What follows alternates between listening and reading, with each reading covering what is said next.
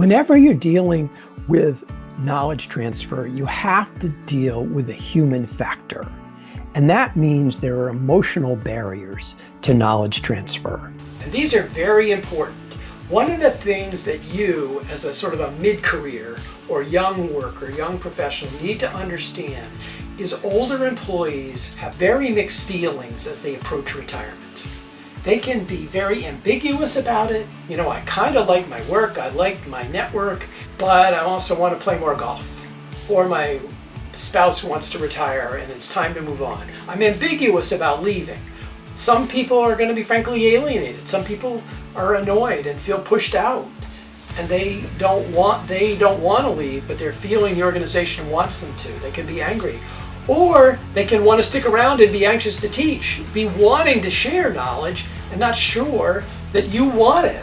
I definitely heard from some older workers in these interviews who said, you know, we're not sure young people really want us to share sometimes. So it's up to you to make sure that you're communicating to them that you do. These are very different places older workers are, and you're looking at one. So I speak from experience around this and extensive research in aging baby boomers, with aging baby boomers, and understanding the different mindsets people have about approaching leaving the organization and what that means.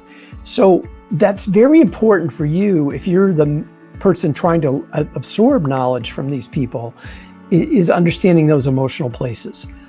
A second key factor is nobody gets promoted or really rewarded for investing in knowledge retention. In fact, if people do it well, it really goes unnoticed.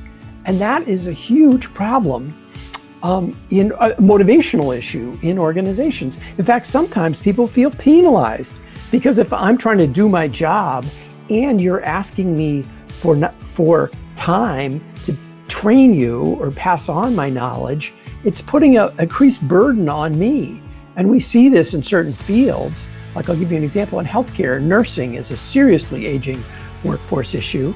A lot of older nurses have been called on to train younger 20-something nurses, and it puts tremendous strain on them when they're trying to do their own job and also teach inexperienced nurses. So what do you do about it? First of all, you need to acknowledge the mixed feelings of those older workers. You need to be listening for and looking for, how is this person feeling about approaching retirement?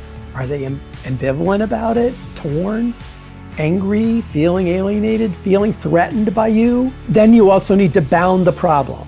You're not here to absorb all their knowledge.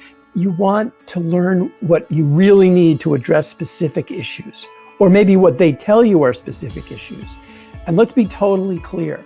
There's a fair amount of knowledge that older workers have, veterans have, that is no longer relevant to you and the business. And sometimes you're going to have to listen to that.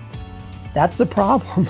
But your job is partly to tease out what's really critical and what's noise, from their experience. And also along the way, you want to communicate what's in it for them and their legacy. What can they do differently to leave the company in a better place and reduce the risk of incidents or quality upsets if they take time to share their knowledge. And finally, find stories of successful transfer to engage your colleagues. Look around your organization. Who's had good relationships with veteran workers where they've been well trained?